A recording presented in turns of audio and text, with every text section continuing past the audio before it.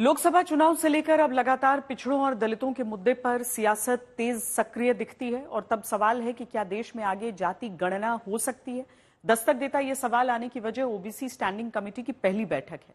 OBC welfare standing committee की पहली बैठक में जाति जनगणना का मुद्दा जमकर उठा। विपक्षी सांसदों ने गृह मंत्रालय से जाति गणना पर चर्चा की मांग की। सरकार में सहयोगी जेडीयू ने भी विपक्ष की इस मांग का समर्थन किया। दरअसल डीएमके के टीआर बालू और कांग्रेस पार्टी के मणिकम टैगोर ने इस मुद्दे को उठाया और मांग रखी कि गृह मंत्रालय के अधिकारियों से समिति को यह बताने के लिए कहा जाए कि आगामी जनगणना में जाति को शामिल करने के लिए केंद्र सरकार क्या प्रयास कर रही है और क्या उसकी मंशा ऐसी है।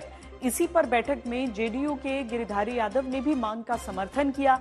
समिति के अध्यक्ष गणेश सिंह ने कहा कि इस पर अगली बैठक में विचार किया जा सकता है। तो आगे क्या विचार होगा, जहां साथी दल ही जाति गणना की बात करते हैं और विपक्ष कहता है कि सरकार जाति आधारित गणना कराएगी ही। हमारे लिए ये सिर्फ सेंसस नहीं है, हमारे लिए ये पॉलिसी मेकिंग का फाउंडेशन है। मतलब नींव है।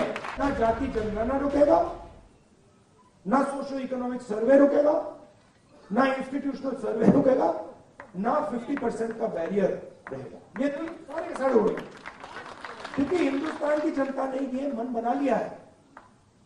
ऑर्डर आ गया है, जनता से ऑर्डर आ गया है।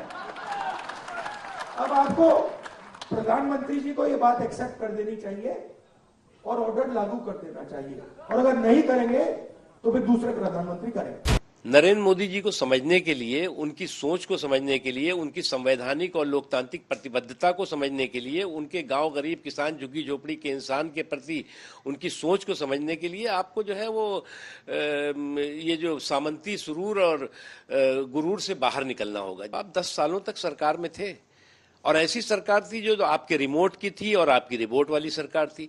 इस रिमोट और रिपोर्ट वाली सरकार में आपको इस तरह की जाति जनगणना, इस तरह के मुद्दे, इस तरह की चीजें आपको याद नहीं आई।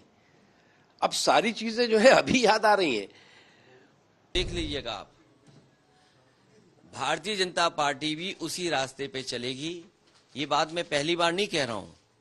आज से लगभग 1 साल पहले मैंने कहा था कि वो दिन आएगा जब भारतीय जनता पार्टी भी स्वीकार करेगी और जाति जनगणना के लिए आगे आएगी। भारतीय जनता पार्टी बहुत जल्दी यू टर्न लेने वाली पार्टी बनने जा रही है। जाति गणना पे भी यू टर्न लेगी। जनता दल यूनाइटेड और हमारे नेता नीतीश कुमार इस नीति के सबसे बड़े समर्थक। सबसे पहले ही बिहार के अंदर हमने जातिगत जनगणना कराई।